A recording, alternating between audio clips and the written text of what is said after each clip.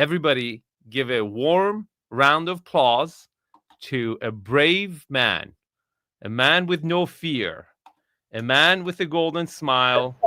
Gimmy, welcome to the show, my man.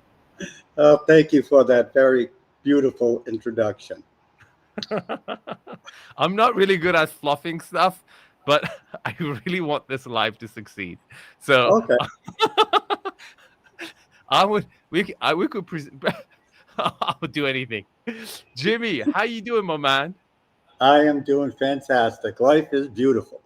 Awesome. Where are you calling out right now? Where do you live right now? I'm in the very center of Hollywood, California, on Los Feliz Boulevard, which is a major boulevard, and it's absolute paradise. Oh my God. I love Los Feliz. I don't know if you guys don't know, viewers. Los Feliz is one of those classic.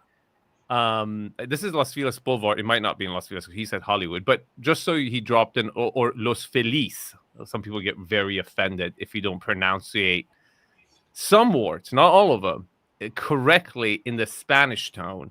Now, mind you, we all say Los Angeles as to we are supposed to say Los Angeles, but no one gets upset over Los Angeles. But well, what is the reason? The reason I say Hollywood is because we did get our own post office. So yes, that's true. So we are identified like people in Beverly Hills that don't live in Beverly Hills, but they say they do because they have the post office. That's and true. They live in Los Angeles. But we're very proud here to say Hollywood. Yes, Hollywood it is, guys. And I can tell you, the street he named is actually goes beyond, I think, Los Feliz. But it's a really charming neighborhood. I'm going to figure out exactly where he lives right now. But I just wanted to share this. There's a lot of beautiful homes in Los Feliz or Los Feliz. I'm just going to say Los Feliz for the rest of the show because I don't want to say it to Los Feliz. And a lot of celebrities live there. It's been Brad Pitt has had a residence there for a very long time. Leonardo DiCaprio is a big fan of the neighborhood. He owns a bunch of properties there. His family does too. In fact, in a property in Los Feliz, I opened escrow with no other than Leonardo DiCaprio. He got out of escrow. He got out. He didn't buy the property, but at one point we were in escrow. So yeah, it's a pretty interesting, very old Hollywood architecture, old Spanish architecture, authentic, beautiful stuff. Now back to you, Gimmy. What are you doing in Hollywood? Before we get into the property section, where are you in life? Are you working? No, I'm 77 years old. Okay. And my big hobby is watching you with my grandchildren because we get the biggest kick out of it. And we can't go to bed unless we've seen at least 2 or 3 of your shows. You are hilarious. Thank you. I told you this privately. You're my Johnny Carson. You sure are. You are hilarious. And after all that, I've got to tell you, I've learned a lot from you. Thank you. And I've been in the business for quite a while. In my particular neighborhood, I'm about the only one that's not in the industry. Everybody else was in the industry while I was in the nightclub business and the real estate business. And that's exciting. Very exciting. Very exciting. Tell me about the nightclub business. During which years were you in the nightclub business? From 1970 to 2015. Oh, wow. Okay. So I'm sure I've been to some of your nightclubs because during my heyday in my 20s, I was quite a regular on some of these nightclubs. Would I know some of these? Which neighborhoods? Well, I owned the Arena in Hollywood. Oh, wow. Okay. That's a big one. That was a big one. But the big kahuna of all times was Circus. Circus had in excess of 30 million clients come through the doors, and it broke every taboo there was. We were the first club to have African American night. That's what it was called back then. Now it's black or whatever. And we're first ones to have gay Latinos. Because when we started, the police would not let blacks go beyond Wilshire Boulevard. Couldn't go north of Wilshire Boulevard. They got harassed. And the Latinos couldn't come up. Yeah, Latinos couldn't come up. So we were raided over 1,000 times, which is still the record for nightclubs. I was arrested twice. My entire staff was arrested one night. That was everybody in the building was taken down, but we survived. Our occupant load was 3,000, I think 700 or something like that. I don't remember the exact number. And some nights we had 16,000 people in line, completely going around the block and stopping everything. It was exciting. And then we opened up Arena, really because we owned the property and we had nothing to do with the building. So we said, well, let's open up another club. I don't have to drive. I can walk over. And that really turned out to be quite a different show. That was mostly kids and kids at high risk, really high risk, because the church hated them because they were gay. Their parents hated them. Their siblings hated them. They felt like there was nowhere for them. And yet they could come to our club and have a ball. And then they'd end up seeing their priest at the club and they'd see their brother at the club. And before long, they realized, oh my God, this is a gay world after all. And once they got old enough to go to circus, we would say, now you're going to high school, go over to circus. And it was quite a show. So between the two of them, and then we opened a third one on the same property. So some nights we had 20,000 or more people on the property going in every different direction and waiting for hours sometimes to get in, just hours. And it didn't seem to matter. We all had a good time. And we provided a public service. And of course, it put food on my table, take care of my family, that's for sure. And all the way around, LA was a big winner. Hollywood was a winner. We finally had a place that everybody could go to. When there was this big coup and they got rid of the Shah of Iran, every Persian that came to America was in my club. It was spectacular. And that's why I got Are you saying all the Persians were gay? No. Oh, okay. No, not at all. It wasn't a gay club completely. Some nights were gay nights. Okay. No, even the gay nights were mixed. Okay. They were all mixed. There was no question about it. It was all mixed. And I can tell you, Persians like to party. We definitely like the nightlife. And I think a lot of people who came after the revolution and they never had the experience of the nightlife really wanted to experience it even more. So they were very excited to join on the fun. God. Yeah. Here's how excited they were, Arvin. They would get there early. And, early in the night at a club, nobody wants to get on the dance floor. Are you kidding? They would pour onto the dance floor and the whole place would start popping like popcorn. Everybody was having a great time. And that's the way it was. I've said every time there's a revolution somewhere or somebody gets the vote, we get everybody. And isn't that funny though? You just said something really interesting. And this is so true about America, by the way, guys. And it's also true about Dubai and some maybe Switzerland. Like almost any time there is a war in Middle East, you get inflow of very successful people moving from that country to Dubai. But historically, we've been that country.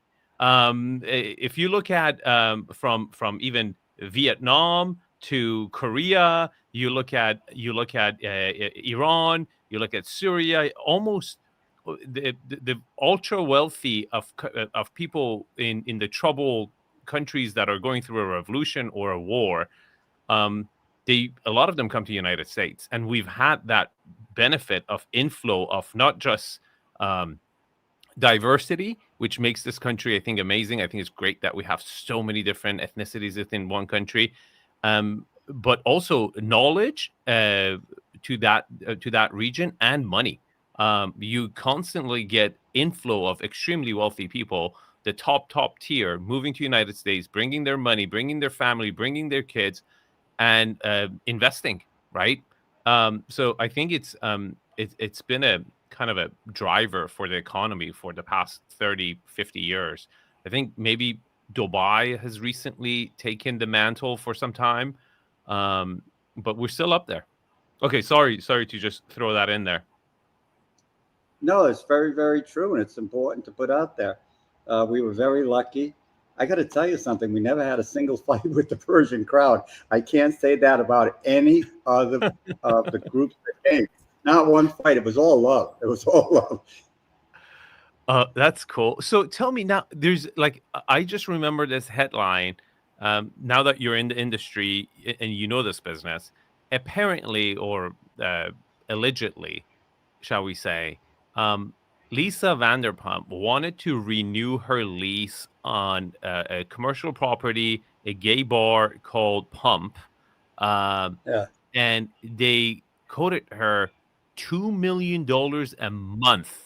The rent was raised to $2 million a month. Is that like, I can't even fathom how many drinks and food does it pencil in? And she didn't sign it apparently, but I again, correct me if I'm wrong in the chat, but apparently when the lease came up, they raised the price to $2 million a month, and it's like, I'm like, does that even work? What's the story behind this? Commercial property owners rent. Works. It works beautifully. It Really? Absolutely works. When the owner of the property wants to wiggle out and doesn't want you any there, he hits you with some outrageous number and you leave. He doesn't have to go to court to evict you. There's not going to be any lawsuit. It's just a time-proven gimmick. Just raise that rent, they'll leave. Of course, $2 million. There's no way in the world you can make that a month. There's no way at all. No way. So what would be? I mean, I'm sure it was a successful business, right? And not particularly it wasn't. that successful. Yeah, it was probably marginal. There's one right across the street that they are paying $200,000 a month, but they're not going to make it. They're going to go under because you can't afford it. There's no way. And so it's really interesting, Jimmy, because I've dipped in or dabbled in commercial property as a retailer. A lot of you guys don't know this, but I used to have 2 retail stores, one in Beverly Hills on Bedford Drive in the Golden Triangle, and one in Pacific Palisades. And to me, the equation for landlords was very difficult one for me to understand, because they constantly raise the rents, right? And there's no limit as to how much they can raise the rents. But then, which would make it almost impossible unless you're selling, and mind you, I was selling like $1,000 sunglasses, this brand called Linda Farrow, and it was very, very high end. And I was selling very expensive glasses. And the only way I would make a lot of money was if I was standing there and selling it myself. And not paying for an employee and being motivated in my own business, I would do a lot better than a regular salesperson. But it was almost impossible to make a profit, unless I guess you were maybe such a big brand or high ticket items that would make up for a rent. At that time, this is like 2000, I want to say 12 or 13. I was paying $8,000 a month, which was a lot. It was a lot of money back then. And what is the game plan? Like, do they not see that if it goes empty for a year, and sometimes they would, these stores, it would be better to just keep the tenant and play the long game and support them? What goes on in the commercial property owner head that doesn't see that? Or 𝐂𝐒 himself had to move out of his store because he couldn't afford the rent. And he was the founder. He made Rodeo Drive. I call it Rodeo Drive just to piss everybody off because it's spelled rodeo. You can't get in the mind of people who have so much money, like you say, they don't know what to do with.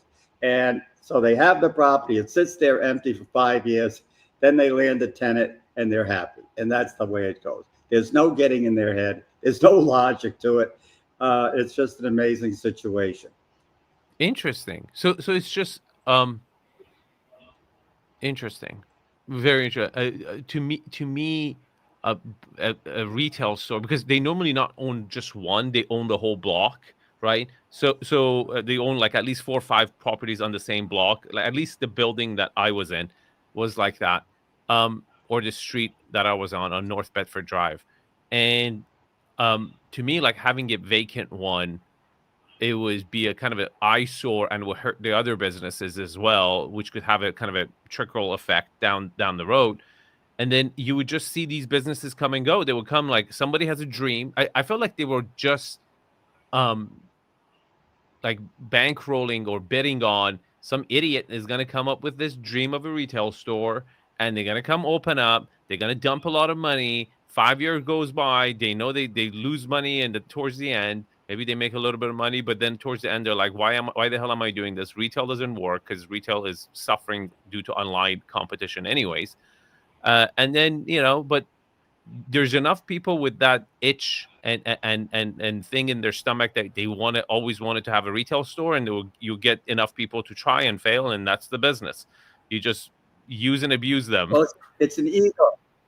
It's ego to say you're there. And right now, the stores that are there, probably none of them are making money, but they're making a killing online. It's all about online, so they have to have their flagship there, and that's it. It's like a lost leader in a supermarket. They put something at the cashier to force you to go buy beer, like potato chips or something like that. It's a lost leader, and they're fine with it. It works. Yeah, it definitely works for the landlords. That's for sure.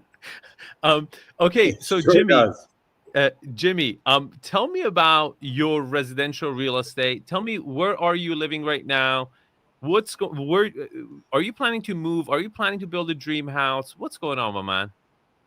Well, I live in the house that they call the Jewel of Las Feliz. You probably know it. It's with the highest, tallest flagpole with the American flag waving up there. And it is center on Las Feliz Boulevard. You can't miss it. It's impossible to miss. Okay. It's just impossible. It's 11,000 square feet. And the neighborhood is spectacular. And I love standing on my patio and talking to my neighbors, and people beep their horns and wave to me, and I wave to them. I don't have a lot to do during the day except hello. And I just love it and everything about it. I never would have purchased this property in a million zillion years. I used to drive by it every single Sunday and on the way to Costco, because I used to do my exercise there. I'd walk up and down the aisles, wouldn't buy anything. Then I'd go back to my home on Mount Olympus. And one day, though, I came by and it said open house. And I got so excited, I couldn't believe it, because, we've never been in the house and I really wanted to see what it looked like. So I went home and told Alex, we got to go see this house. And he said, Poppy, you're never going to buy a house. You just keep looking. I said, no, let's go and see it. We came through the front door. We took 1.5 steps. And he turned to me and said, Poppy, you have to buy this house. That was it. I went, sat down to my left. He sat next to me. We didn't look at the house. We did not walk around the house. Broker came over and said, how can I help you? I said, I'm coming tomorrow with my broker. We'll be here at 5. I'm buying this house.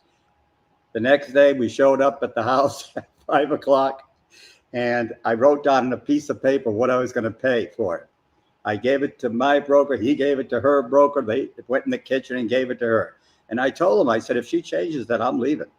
Well, the broker came back with a long face, and I thought, shit, this ain't good news. And he gave it to my broker, and I looked at it, and I said, I buy it. We're done. She changed it by 100,000. And I'm like, are you kidding? I'm not passing this up. And Alex would be furious. He's standing there. He's saying, you got to buy this house. Well, then we did walk around. And it was like, holy shit, this is way too big. What are we going to do? So wait a minute. You bought it without even seeing it, even though you were... Hold on, Jimmy. Hold on. So let me think. This is something I don't recommend, okay? So you went in there in front of the door. you negotiated the deal without even walking into the property? No, we were in the yard, and that's when all the brokers were standing there. But she was in the kitchen. Okay. But we were outside, and it isn't unusual for me. My first property I bought, I didn't see it. My 1 through 60, most of them I didn't see, because my broker was a little old lady called Margie Peterson. She had maybe 2, 3 clients. She was in her 80s, and she would call me up on a Monday morning, say, Jimmy, I got a house for you. Do you want it? I said, sure. And she'd give me the price, and I'd buy it. Sight unseen.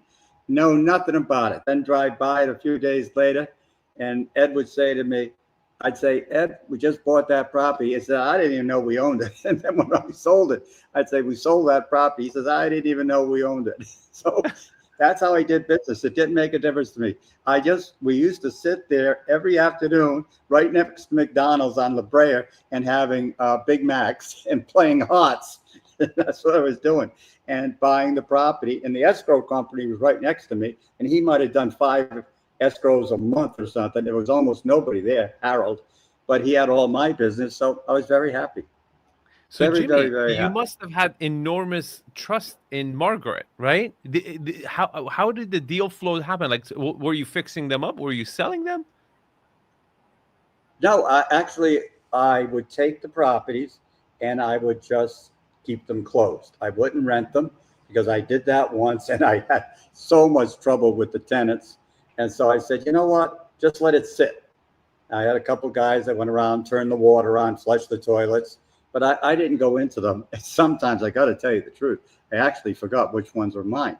But I loved her. She was wonderful. And we had such a great time, so much laughter. And so what so percentage of them were successful? This is great. I'm great. Like I'm great. You had a great relationship with Margaret. Okay. I already like her. She seems like an old school realtor. Margie. Sorry, Margie.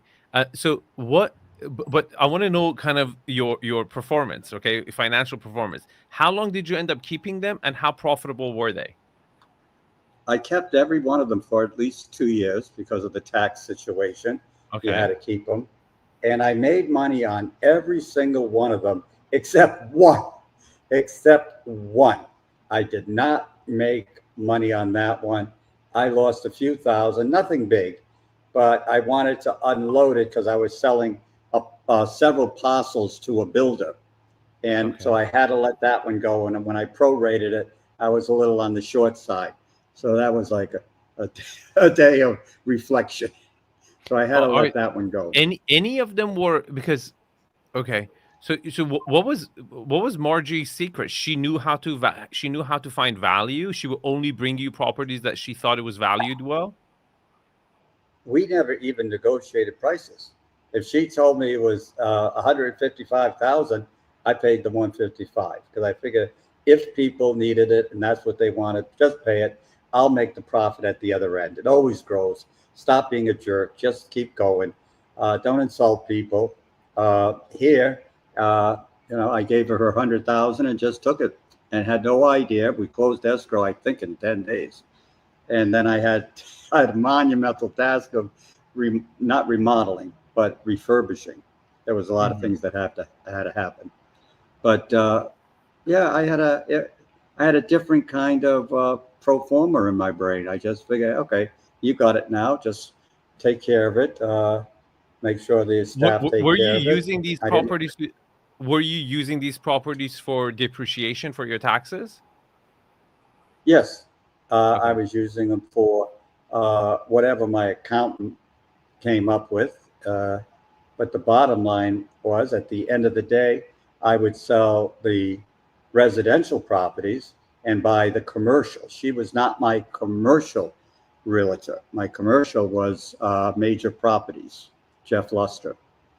And very interesting. That's a hoot. Yeah. That's so cool. Very cool. So you've dabbled in both residential and commercial property. Do you currently own any commercial properties in Hollywood?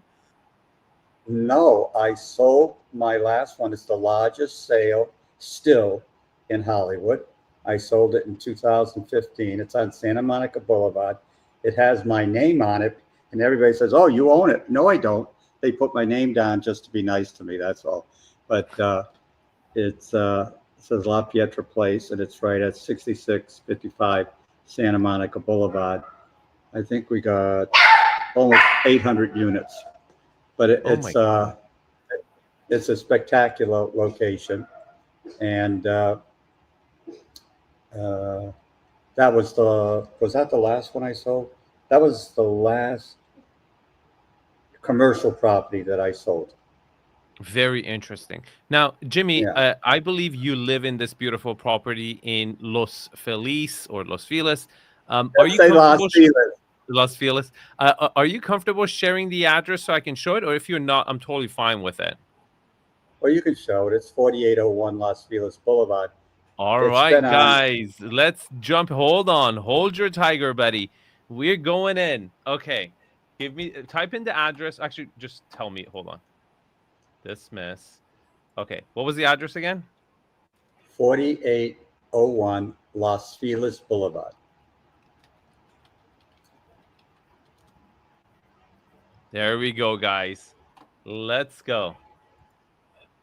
Oh, wow. Yes, I do know this property. Okay, guys. Everybody knows. Welcome to Los Feliz. So just kind of zoom out to show you guys where Los Feliz is. Let me close this stuff up. Make it a little nicer for everyone. Make it nice, Arvin. Okay. So here is Beverly Hills. Let me zoom in a little bit. Okay. Here's Beverly Hills. This is where the palm trees. Here's downtown LA. Santa Monica, Brentwood, Pacific Palisades, where the fires were. Venice Beach is over here. Marina del Rey, LAX. This is where you guys land. And when you come to Los Angeles, there's this little neighborhood that I don't think it gets many tourists, to be honest. A lot of locals and OG locals like Jimmy. Like, I'm not surprised Jimmy lives there. This is like the demographic who live there are, they have a little bit of pedigree. Let's just put it that way. Okay. It's a sophisticated Los Angelinos who a lot of them might have even been born and raised in LA, and they gravitate towards that. It's again, to me, it's a very old. It's, you know, when in the old days before Beverly Hills was a Beverly Hills, these areas were closest to downtown, which was the real LA. Right now, a lot of you guys, when you come to LA, you say we're going to LA. You never go to downtown. You spend most of your time in Beverly Hills, Hollywood, West Hollywood, Venice, Santa Monica. But in the old days, this is all like farmland. So the closest neighborhoods, the high-end neighborhoods, were Hancock Park, which is right here, right? This was like the original Beverly Hills. And if you wanted view properties, you would go in the hills. You would go in Los Feliz, Silver Lake, and parts of Hollywood where you would get views. So you have the OG traditional Spanish-style homes that are absolutely beautiful over here. There's quite a few gorgeous-looking properties. I think Madonna lived here at once. A ton of celebrities have lived here. So now let's take a closer look. So we go in. This is the main boulevard right here. Here we go. It's so funny. I once went on a listing appointment on one of these properties, and it was this Russian pseudoscience. He was a crazy guy. He was insane. He did not even make sense. That was Dr. Paranago. You know him? Of course I do. Everybody knows everybody in Los Feliz. Everybody. You know who I'm talking about, right? I do. What was his gig, dude? What was his gig? I couldn't make sense out of what he would say to me. And he was really wealthy. I'm like, I could not register what he's saying to me. He was like on a different dimension talking to me. It was very interesting. Very interesting experience. Okay. Has he passed? You said. Okay. So guys, here's Jimmy's house. Gorgeous. This is, again, quintessential. This is like what we were talking about. Okay, very, very interesting house. First of all, here's immediately what I like about it is an L-shaped home. Okay, L-shaped homes on a corner lot. Like you have to, if you're designing a home, okay, you got a corner lot, you have to, the first option you have to consider, and then if it's not the right fit, throw it out, is an L-shaped home. Okay, then consider other architectural style, because L-shaped homes, it completely provide that privacy of the backyard. It covers the both frontage of the property, and you have two entrances, right? So you can drive in your garage, your cars from the side, but your guests come in from the pedestrian walkway, and you have that kind of a, this is not really a motor court for cars, right? This is a pedestrian walkway. Beautiful, beautiful look. That's a patio. Yeah, it's a patio. So your front yard is also kind of functioning as you know, a space that you can actually spend time. But another thing I like about it, look at this front setback from the street. So this is a busy street, but it's impressive with the city planners when they designed this area, how much they allocated as a walkway for the pedestrian, right? That separation, and then your front lawn, you couldn't build the property closer to it, so you still have another space over here. This is quite a distance from your front door. But I've sold a property here on one of the view properties. I think it was this one. No, not this one. But it's a very, very small nook. Here's north of Los Feliz is the most expensive area. There is a little gated community that almost no one talks about. Is the Logland Hill? Am I correct, Jimmy? Yes. Yeah. So there's a tiny Logland Estates. There's a tiny little gated community called Logland Estate. Here's the entrance on it. How many homes would you say? Like 20? 20 homes max? Probably close to 30. That's Brad Pitt had the old W.C. Fields house. Yeah. And he gave it to Angeline when they separated. So she was living there. And he lives 4 doors now from my son, just off of Los Feliz. So he hasn't left the neighborhood. This is again a very magical neighborhood. I remember I was on escrow on this property, this one once, and these beautiful oak trees here, gorgeous oak trees on this boulevard, Vermont Parkway, very magical. So Jimmy, tell me, what are you looking to do with this property, and how can I help you? Well, my daughter would like to move to Tennessee because she wants to have a farm. So, yeah, I've been here 25 years, and I don't think I'm going to leave, but she's twisting my arm. But, you know, it's one of those things. I have to keep looking for properties and stuff like that. But we've done something here. We have 2 cows here and 3 goats, and we have you have 3 goats here,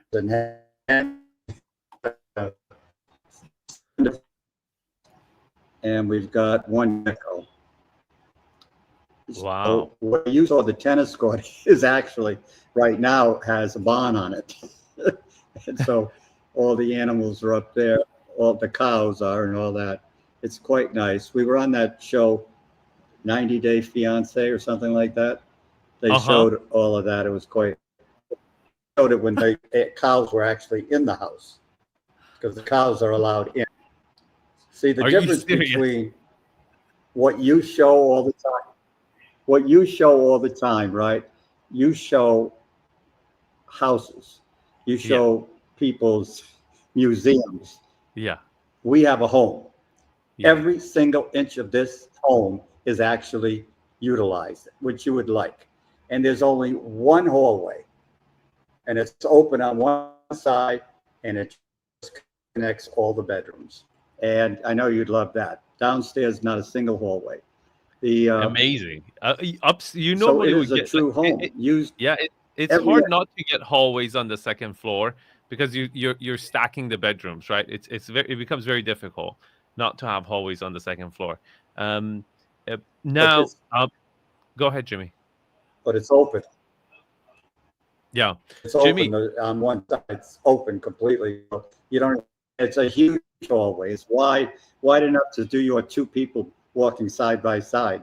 And another thing about this house, I've got great views because we're on the highest point of Los Feliz Boulevard. This is the highest point.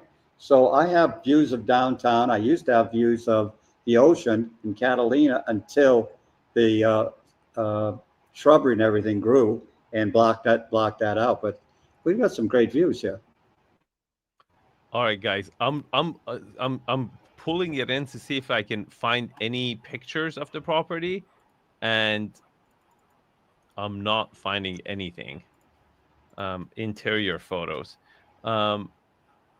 Let's see if we can get some street view. I can send you some at a later date.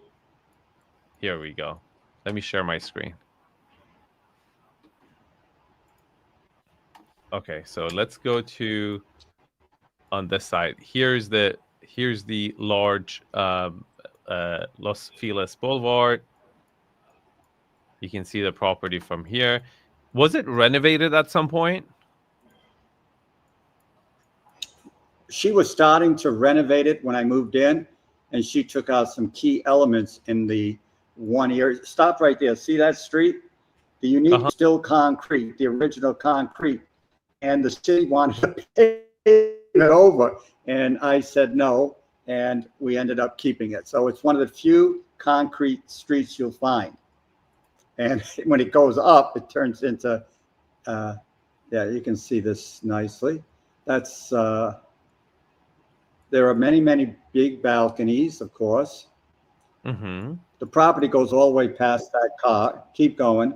It goes way past there. Yeah, here we go. It's an acre.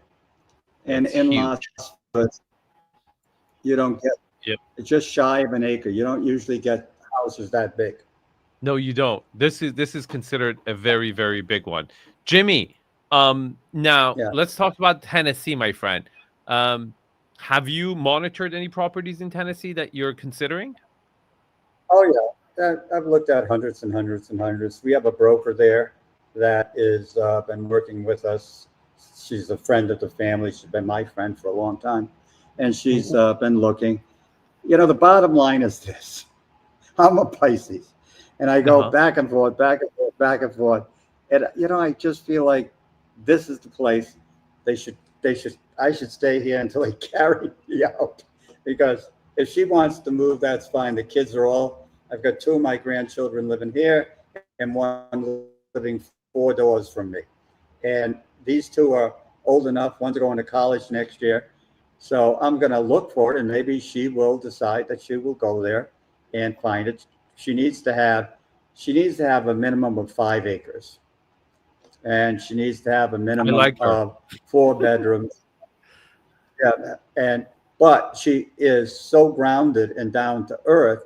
She takes care of all these animals. She's like a little farmer out there, and she's tiny, and she feeds them and cleans after them and bathes them and does everything. She does everything. So she's really into it. The whole place is. Everybody here is just loving it. I wasn't sure how I was going to feel about a cow walking into the kitchen, but okay, this is good. This raises a lot of questions. How big of a cleaning crew do you have? I mean, that's an interesting. There's 3.5 that are involved in all that, and I'm now trying to get a 4th because it really is a process. It's a full-time job. It is never a dull moment. Nothing's ever really quiet, and it's nice. And I got 2 German hunting dogs, which are big. I got 2 pugs. I've got 2 Chihuahuas, and I've got one of the most beautiful, oh my God, bulldogs you ever saw. It was found on the street downtown, and somebody thought of me, and it's just a riot. So we have all of those there, and I'm sitting next to one of the cats. Jimmy, let me ask you this question. What do you think is going to end up with this property eventually? Are you planning to give this to your kids? What do you have it like? What's your plan for this? Do you envision that? Who do you envision being the next owner, right? Or person who actually lives here? What do you think? Who is it good for? I personally view properties as we are travelers through them, right? We come and go, and there are people before us, and there will be people after us. Who do you think is the next person who's going to live in this property? My policy has always been, don't fall in love with a piece of property, because at some point in time you're going to sell it, or you're going to do something with it. And I'm not in love with the property. I'm in love with what the property does for me. I'm in love with how it envelops me and makes my life so much better. And I don't think neither one of my son or the daughter is not going to keep the house. It's too big for them. My son has a house right down the street. He doesn't need it. And he's only got one child. So that's not going to happen with him. She would sell it the minute they toss me in the ground, the house would be sold. And that's okay. You know what I mean? I'm not going to be around to see it or weep. It's the end of it. Don't fall in love with property. You make a lot of mistakes when you do. You make a lot of mistakes. That's interesting, because that's in line with what you said with Margie, because you kind of kept this level of separation even with the properties you bought. You hired a person you trusted, and you wouldn't even see these properties, and you allowed a professional who you trusted to make the decisions for you. Now, guys, this is not something I can recommend. Times have changed. Okay, Margie is no longer with us. Arvin, we used to have contracts to buy properties that 2 and 3 pages long. Now they're 40 pages long. It's a totally different world. Different world altogether. It's a really, really different world. Margie seems like from the good old days where trust, and there was no internet. This whole concept that we look at properties on Zillow and Redfin is only 25 years old, 30 years old, right? Before then, you would go in the newspapers to look at homes, right? You would go on MLSs, and you would go and be notified through magazines and MLS in a print format, where you only saw one picture, or sometimes they will have spend more money and they will buy a full page ad and show multiple photos. But you had no choice but to put a lot more trust in your real estate agent. But as the technology has shifted, where you can really look and analyze the property yourself, you've changed the game. But Jimmy, it seems like Margie kept a client list that trusted her with their decisions, and from Jimmy telling us, he's bought possibly maybe 20, 50 properties in his lifetime, and I would say he said only one he did a little bit worse than breaking even, which is fantastic, which is really, really good. In my opinion, I don't think that will fly today. I just don't. I guarantee you won't fly today. Yeah, it would be. It's different now. To me it's the job of being a real estate agent has I think that was the right time. I think the job of real estate agents have completely changed. I think real estate agents have become this self-promoter, deals, deal flows, how many houses you're going to sell. It's a lot more about sell and burn. Like you do a deal with one person, done. Like you go to the next person. There's enough people to do deals with, right? I think there's a lot of that happens. as to back in the days, it was like you get a client, it's a kind of for a lifetime. And if you lost that client, would be a big, big deal. So they would actually maybe take their fiduciary more seriously. And I can't imagine being as competitive as it is right now. Every wannabe actor, every wannabe singer, every person I know in Los Angeles has a real estate license. And it's they you know, it just, I think that professionalism has gone away, right? It's just doing cool photos and posting big pictures of big mansions that your team leader has on your Instagram is how everyone is marketing themselves, and just trying to act the part, as to really focus on what are the fundamental issues with be an advisor, right? I think Margie was making decisions as to what's good, what's bad. Basically, she's doing her 10 principles of quality in her own head, whatever system she had in her place. And then she would give Jimmy a price recommendation. And Jimmy, hands down, sometimes even put $5,000 on top of that to make sure he doesn't loses it. And he would go buy it, which is obviously has worked out fantastic for him. He's built a humongous residential portfolio of properties and a crown jewel, one of the best properties in Los Feliz. And, it's cool. I wish everybody had a Margie. I think Margie would be cool. I would have liked a Margie in my life.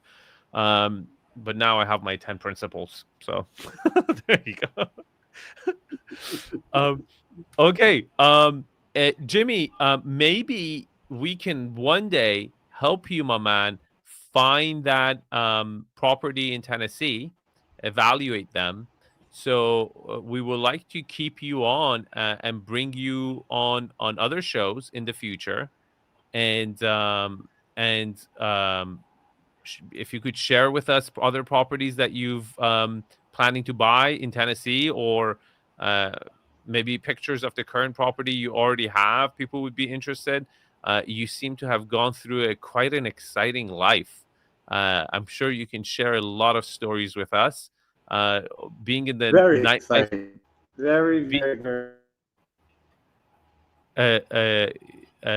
being in the nightlife industry in Los Angeles is significant. You know, you're going to go through so many different characters and people. And you want me to give you a real quick story about how I got in? Sure, tell me. I would love to hear. Business? Sure. All right. One night we're going out to celebrate a friend's birthday. He was going to be 21 years old. We went to this big famous club in West Hollywood where none of us had ever been there before. Very exciting. Studio One. Then Okay. I was the first one in line. They didn't ask for my ID. Ed was next, and they asked for 3 pieces of ID. He had his military ID, he had his liquor license ID, and a driver's license.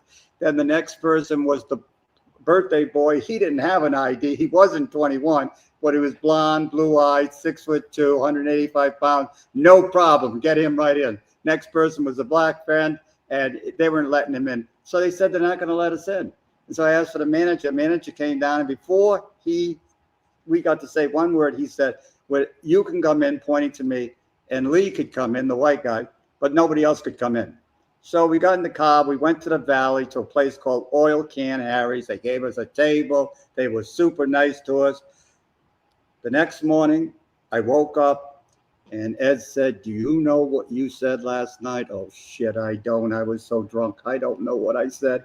He said, you said you're going to open a nightclub for everybody.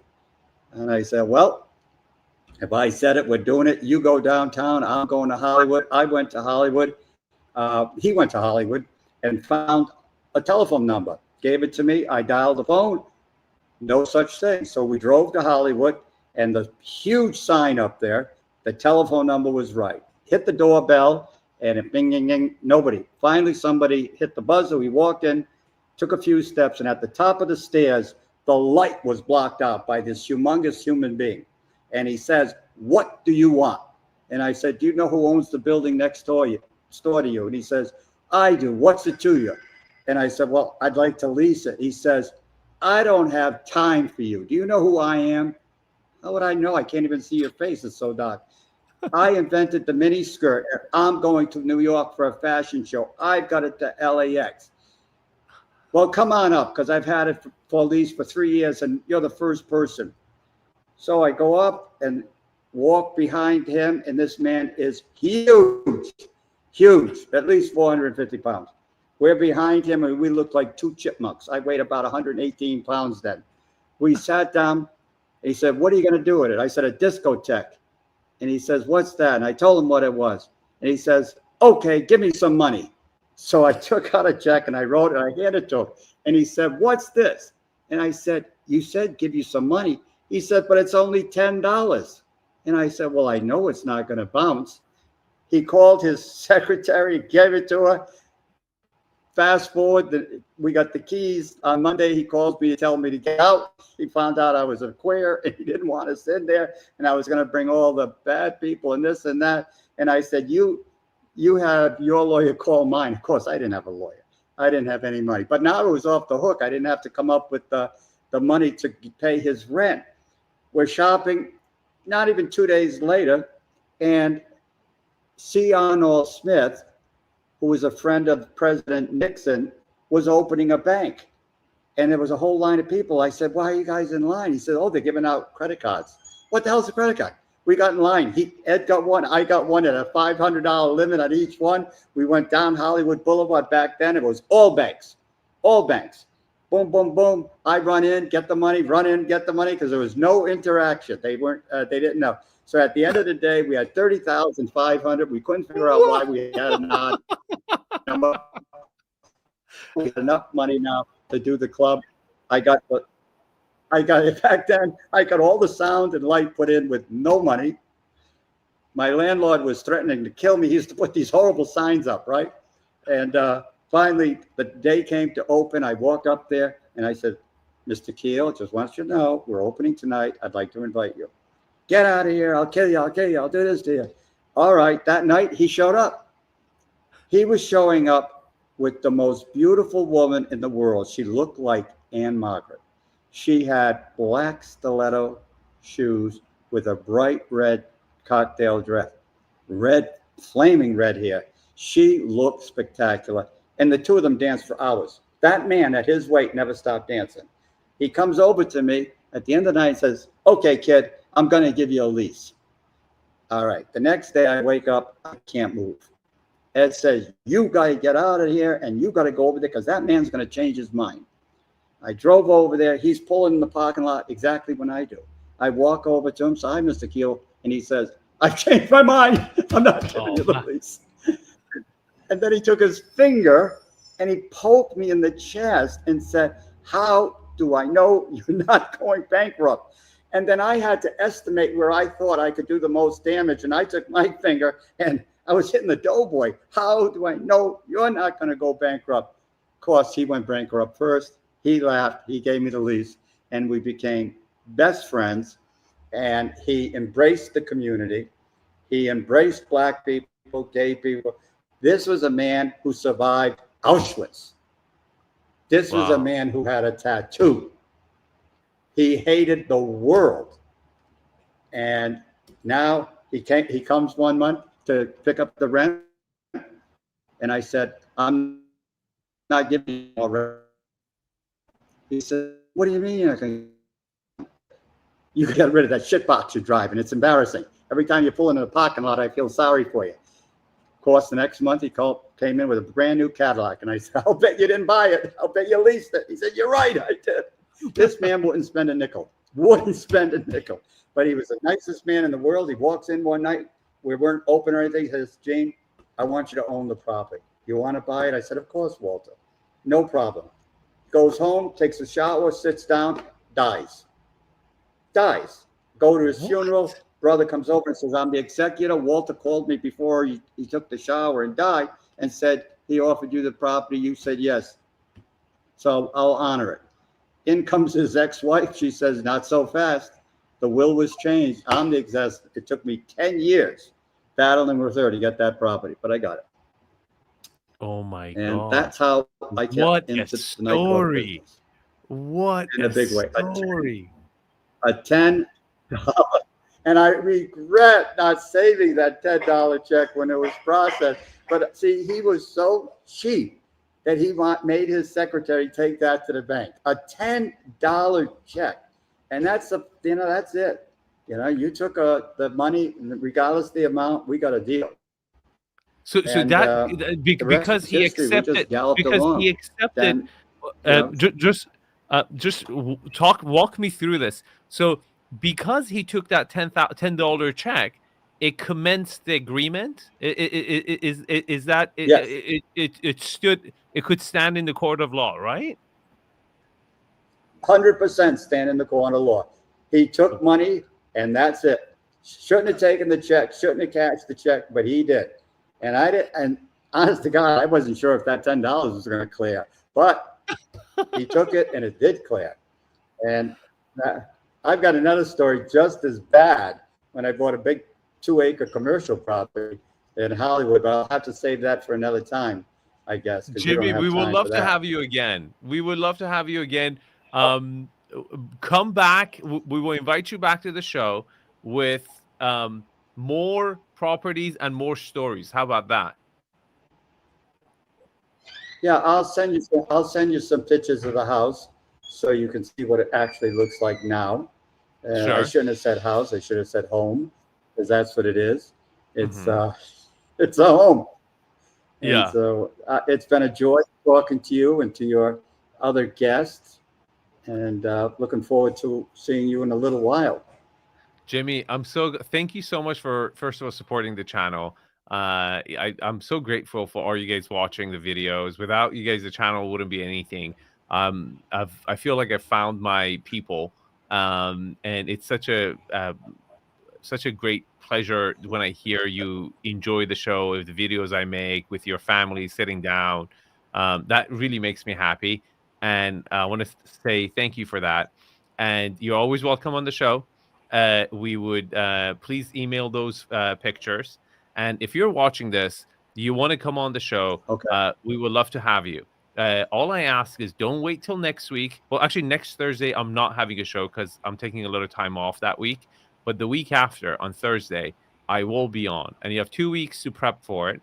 All you have to do is just send an address, pictures of the property you're planning to buy, sell, whatever you're interested in, and be ready to share your story. It's about the people behind the real estate deals, and again, we didn't do much analysis on this property, but I think as interesting is the people behind these transactions, and I think a big part of this show is that. So come share your story. Love to have you on. I really hope this would be a really fun addition to the 3 videos I post every week now. I enjoy to know. I'm interested in you guys, right? You can see, like, I think there's a lot of interesting stories out there, and I would love to be that person who brings it to you guys. So thanks for supporting the channel. Everybody gives a big round of applause to Jimmy. We love you, Jimmy. Thank you so much. You're a good soul, my man. Thanks for coming on and supporting the channel. For the rest of you guys, you're next. Come up. Send your information. You can email me at arvin@arvinhidalgo.com. Aaron, please drop that in. I want to thank you guys for coming in and contributing to this show. Okay. Love you guys. And I got 2 videos for you guys this week. Much respect. Much respect. Thank you, Jimmy. Okay. Thank you so much. I got 2 videos for you guys. Since you've been on the live, I'll give you a little heads up so you know. We're having a property coming. One video is about 432 Park Avenue, the average unit, like a typical unit, not the penthouses, which is pretty interesting. And another video coming about the stupidest house in Hamptons. So those are the 2 videos for Friday and Sunday. Thank you for watching. See you guys next show. Bye. Thank you.